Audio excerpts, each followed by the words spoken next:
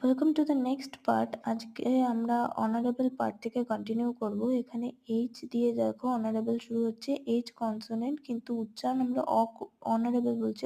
এখানে বাওয়েলের মতো শোনাচ্ছে, তাই তার আগে দেখো অ্যান বসেছে, তার আগে অনারেবল আমরা বলছি, তো তার আগে অ্যান বসেছে। সেম ভাবে দেখো এমএলএ নিচের দিকে রয়েছে, এমএলএ।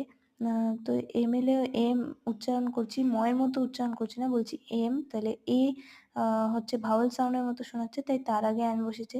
সেম ভাবে দেখো নিচে এলএলবি, সেম ভাবে নিচের দিকে দেখো এলএলবি, এখানে এল সেটাও সেম হচ্ছে এর মতো শোনাচ্ছে বলে তার আগে অ্যান বসেছে। আবার নিচে দেখো ইউনিভার্সিটি, ইউনিভার্সিটি, ইউনিভার্সিটি ইউ দিয়ে শুরু হয়েছে, কিন্তু ইউ ভাওয়েল সাউন্ড হওয়া সত্ত্বেও যেহেতু উচ্চারণ ভাওয়েলের মতো হচ্ছে না, আমব্রেলার ক্ষেত্রে দেখো উচ্চারণ করি তো আমরা, তো ইউনিভার্সিটির ক্ষেত্রে কিন্তু আমরা ইউ উচ্চারণ করছি, তাই তার আগে এ বসেছে।